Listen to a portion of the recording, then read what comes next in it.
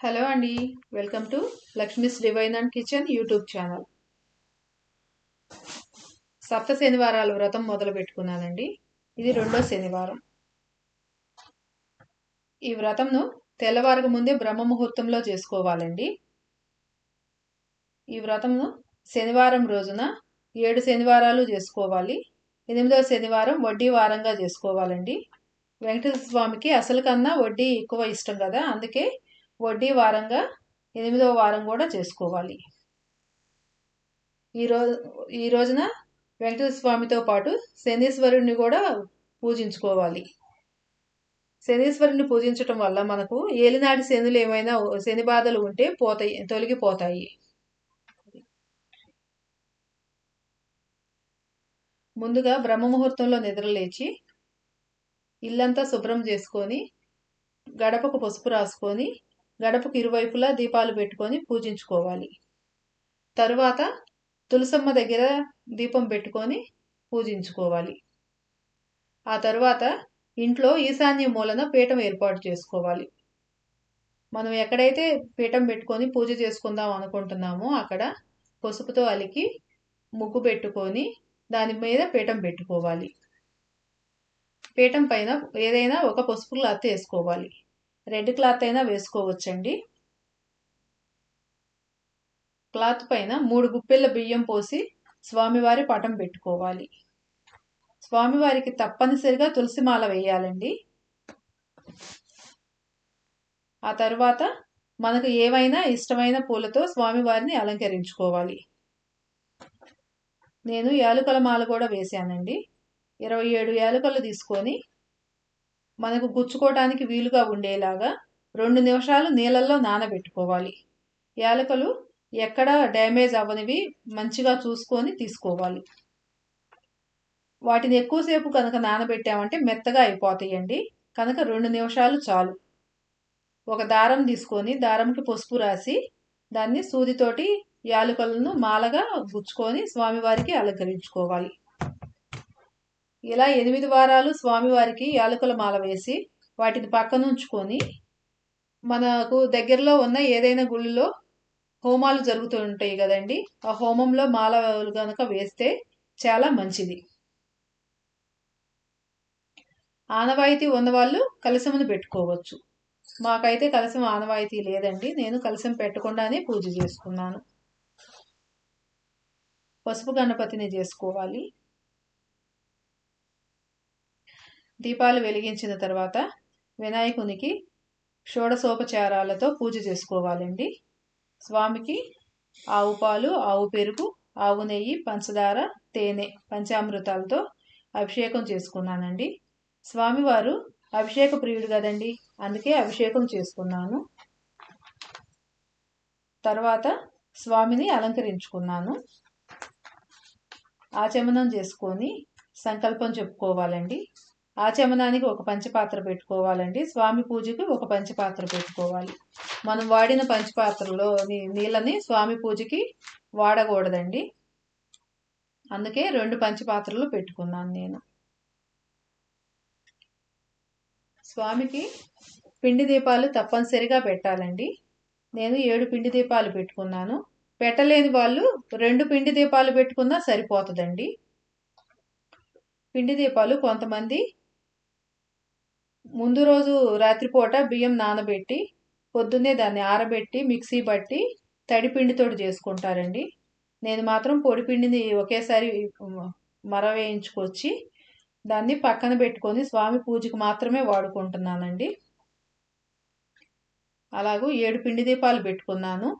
పిండి దీపాలకి గోవిందనామాలు పెట్టుకోవాలండి.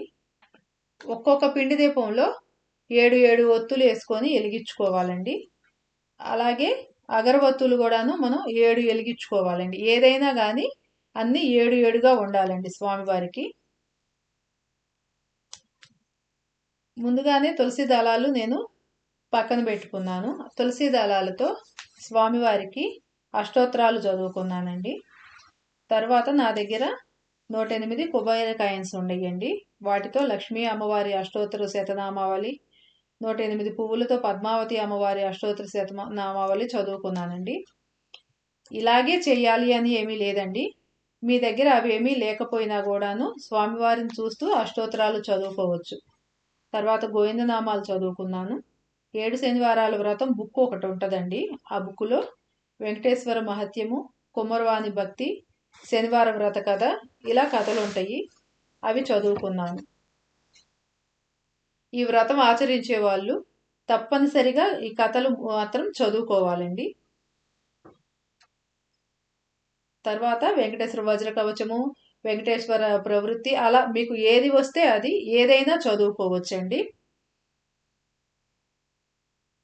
ప్రసాదాలుగా మాత్రం ముఖ్యంగా పానకం, వడపప్పు, చిమ్మిలి ఉండలు, 7 నువ్వుల ఉండలు మాత్రం కంపల్సరీ పెట్టాలండి. ఇక ఆ తర్వాత మీ ఓపికను బట్టి మీరు ఏ ప్రసాదమైనా చేసి పెట్టుకోవచ్చు. ఏమి చేయలేము అన్నవాళ్ళు ఇంతవరకైనా పెట్టుకోవచ్చండి. నేను మాత్రం ఇవాళ నువ్వుల ఉండలు, చిమ్మిలి, వడపప్పు, పానకం, పాయసం, పులిహోర, దద్దోజనం, గోధుమ రవ్వ ప్రసాదం చేసి పెట్టానండి. ఈ వ్రతం ఆచరించిన రోజున ముఖ్యంగా పగటిపూట నిద్రపోకూడదండి. అసలు ఉపవాసం ఉండాలి. మాకు ఆరోగ్యం బాగాలేదు, మేము ఉండలేము అనుకున్న వాళ్ళు ఫ్రూట్స్, పాలు తీసుకోవచ్చండి. ఈరోజు పగలంతా కూడాను స్వామిని తలుచుకుంటూ ఏదైనా విష్ణు సహస్రనామం కానీ, లలితా సహస్రనామం కానీ, స్వామి నామాలు ఏదైనా కానీ స్వామిని తలుచుకుంటూ స్వామికి దగ్గరగా ఉండేలాగా చూసుకోండి. ఇక్కడ నేను శంకుచక్ర దీపం పెట్టుకున్నానండి. అది రోజంతా వెలిగేలాగా కొండెక్కకుండా చూసుకుంటాను. అలా మిగిలిన దీపాలు అన్నిట్లోకి ఒక్క దీపమైనా సరే వెలుగుతూ ఉంటే బాగుంటుంది కదా అని అలా పెట్టుకున్నానండి నేను.